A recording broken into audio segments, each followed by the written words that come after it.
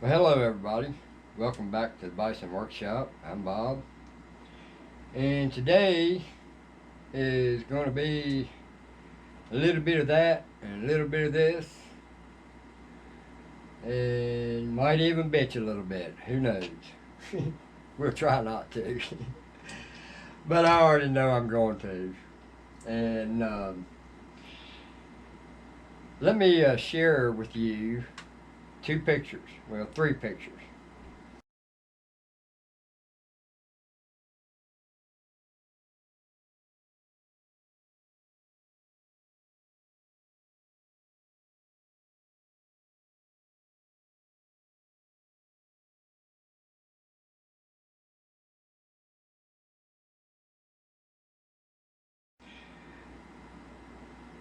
Now, you see, that's the part that I'm griping about.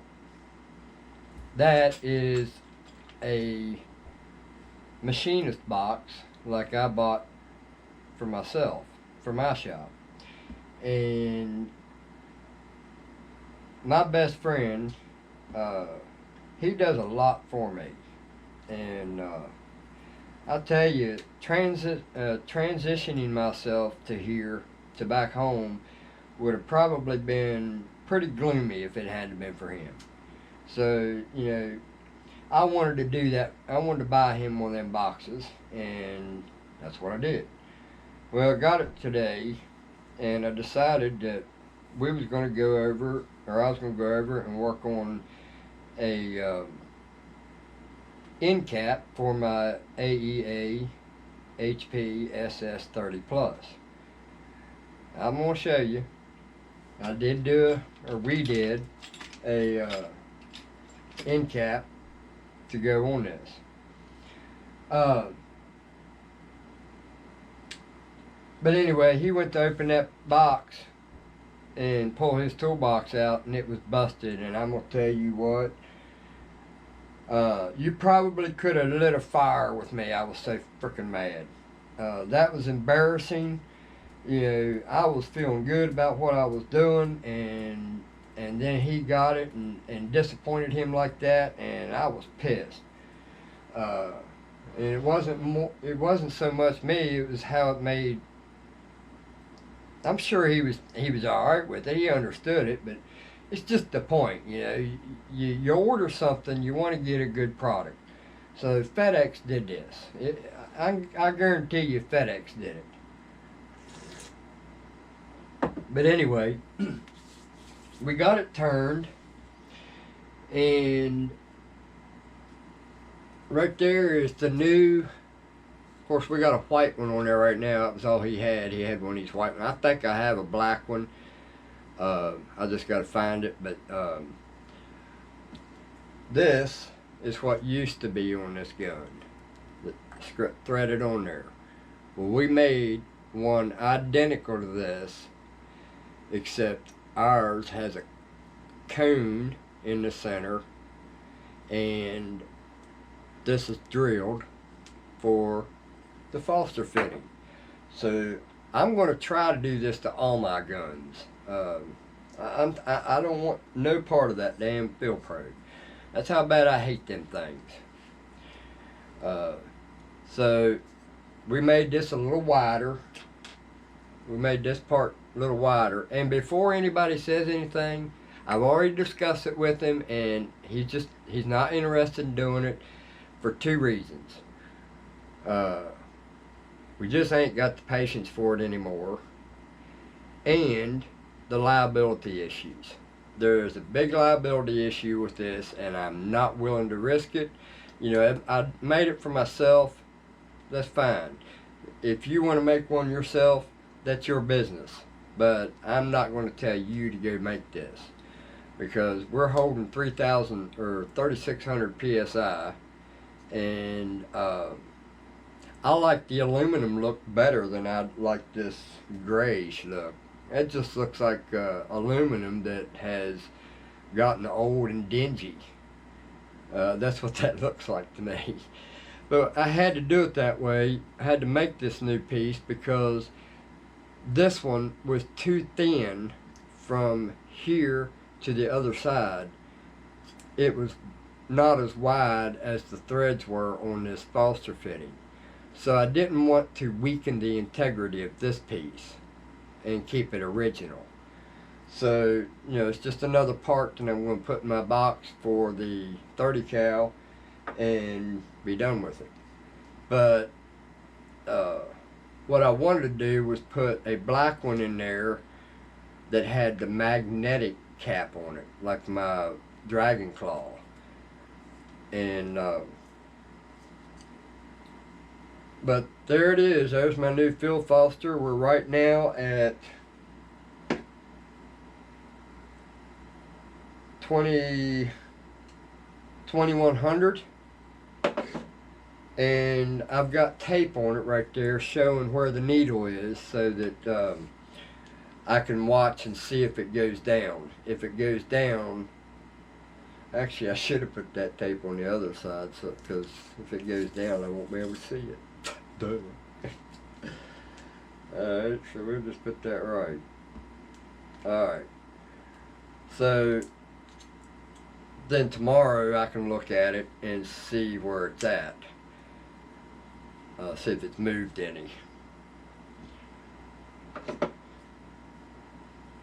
Yep.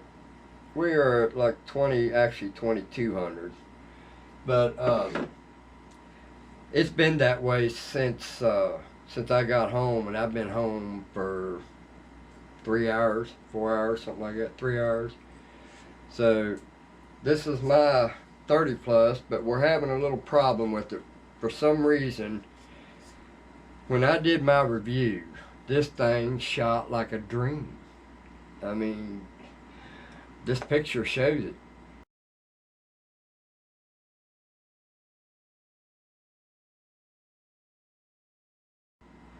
Well, now I can't group 5 inches. This thing's shooting all over the place for some reason, and all I did was set it in its box and went to shoot it the other day, and it ain't been right since. So I just tried to shoot the target again tonight, and I was like 8 inches off the target. So I don't know what's going on with it, man. It's got the same Westlake scope that I've always had on it. On the I had it on the Element, and I even had it on that Wall of Shame gun, the T2. But anyway, I wanted to show you an interesting piece too. Now that I'm done creaming in my jeans on my rifle. I was over there at Dale's today, and this is what he sent back with me and gave it to me. It's been sitting around his house for years and years, probably since that date right there. This is an Air Guns Summer of 1978, and this catalog was free. See there, it even says it, free. And that's pretty interesting, man, to see something from the 70s. So let's take a little look at the inside of this. You got your index and bold new concept in shooting fun.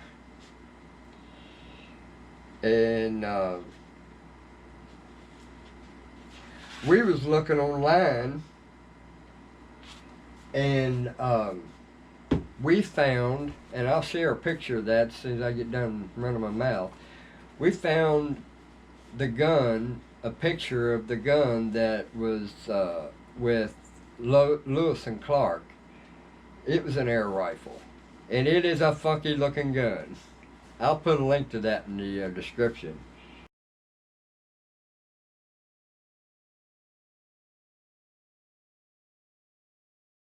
But that was pretty cool.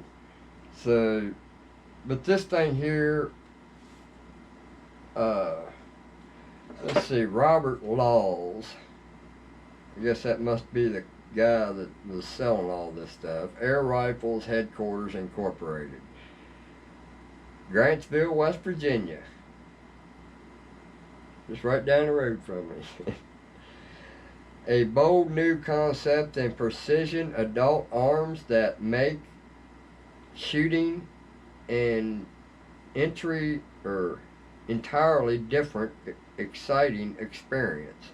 Safer, quieter, versatile, recoilless, more accurate, inexpensive to use.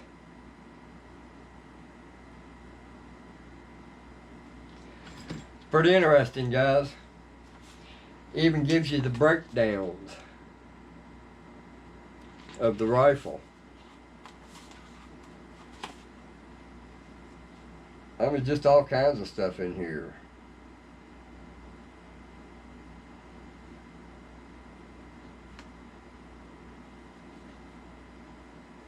Sword slings. This is a book on I don't know what the hell this is all about. It's showing inventory now. Leather cases.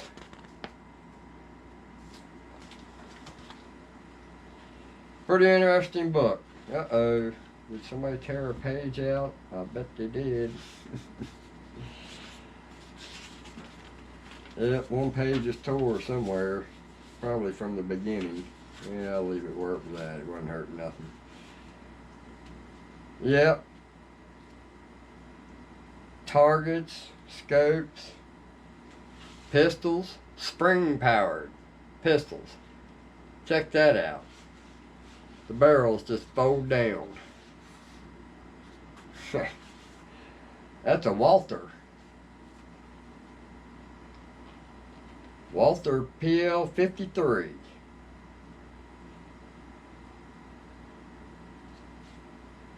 How many people's got these guns? Yeah, that's history right there, man. I'm gonna put that away in my collection. But anyway, also got me some tools today. Thought that was pretty cool of him to give me these. I'd already ordered a set, but he went ahead and gave me 3 center drills, the tiny ones. So, but anyway, no more Field Pro.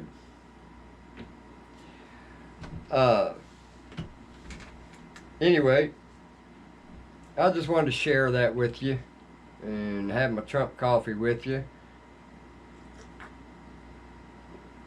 So now I got one gun down and several more to go. It's kind of hard to change those ones that have the gauge in the end with the field probe, because then you'd have to figure out where to put the gauge, and the block you'd have to make it so that you could put a gauge on it and a quick connect field Foster. But on that Challenger, you can't do that because the tube is a lot smaller. See, I could fit a gauge and a field or quick connect Foster on the front of that. I could have done that, but the gauge was already there. But on the Challenger, the tube is a little bit smaller, so that would be a little different. You'd almost have to make the block long enough that screws into your tube that has the gauge on the side. Sort of like, give you an example. I could put the fill Foster on the end of it and then make this block here from this distance here a little wider, wide enough to drill a hole in the side of it and thread it for a gauge. And then I could just, when I go to tighten this down on there, you'd want to drill or mark it when you got it tight on there so that you're almost in the same spot when you go to tighten it up the second time. It might go a little hair more, so you just kind of split the difference. But you could put the gauge on the side of it, and then when you've got it sitting in your gun vise and you're filling it up, you're sitting right there looking at your gauge right there. Just an idea, don't mean it's going to happen. But I thought that turned out pretty nice. I hope y'all enjoyed this. I just wanted to hang out a little bit and show off what I did today. And I got to do some checking on this thing, man. But something, I don't know if something's loose. I know the scope's fine.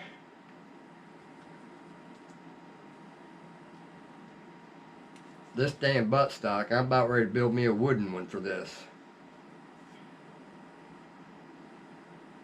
Seriously thinking about making a wooden one for this. But I don't like that vibrating around. Listen to that. Anyway, don't forget to like, share, comment, subscribe, scratch your head, whatever. And by all means, don't forget to have your Trump coffee for the day. You guys have a good one. Later.